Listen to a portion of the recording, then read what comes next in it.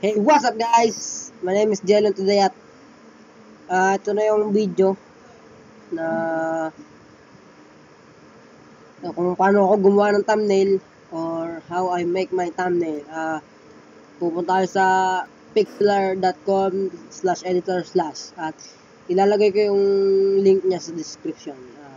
Ito na yung please, ang bagal. Yan.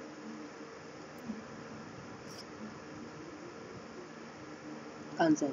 Ito pag ganito pag nandito na kayo, lalagay nyo create a new image. Sa thumbnail ay 1280 ang width, 1280, at yung sa height ay 720. Yan. Tatransparent nyo. Ito na yun. Yan. Papel nyo.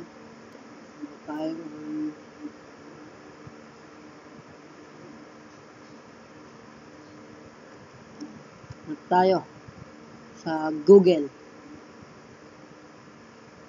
Images. Lagay nyo sunburst. Yan, sunburst o grunge. Pwede rin yung mga yon. Papagandan nyo lang.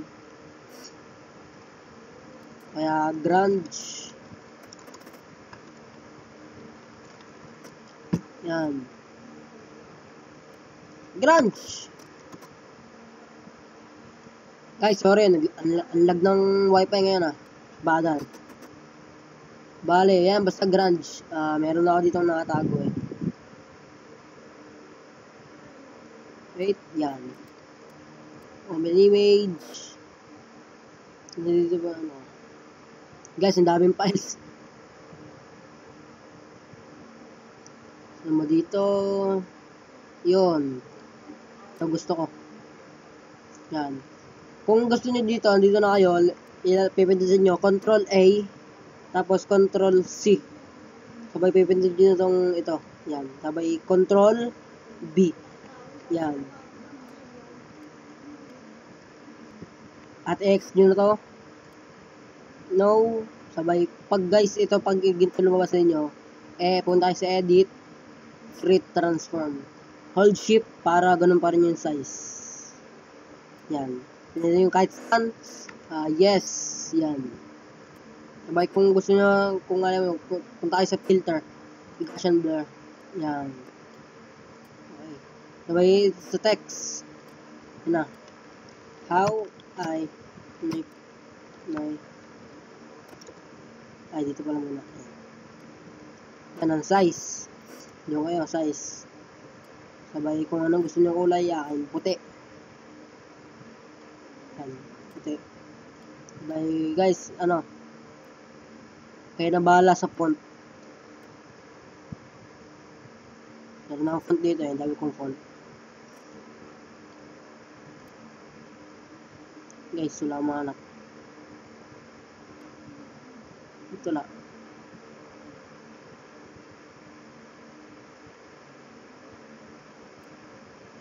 Yan. Sa kanila. Ayan. Sabay, kung gusto nyo mas malaki pa, punta kayo sa layer, rasterize layer, sabay edit image, sabay print transform, sabay hold shift para ganun pa rin ang size. Yan, yan ang akin. Yan. Sabay kung gusto nyo may outline, punta kayo dito sa ginto, sabay outer glow. Ayan, kaya na bahala kung anong gusto nyo. Ayan ay pula. Ay, black. Pula. Ayan. Ayan.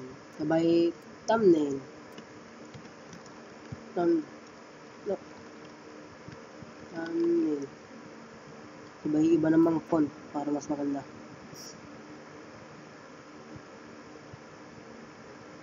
Saan yun?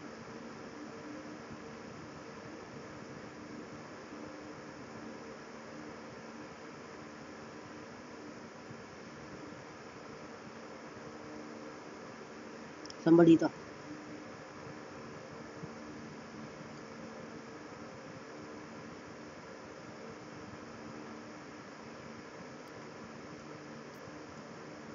Yan. May puti ulit.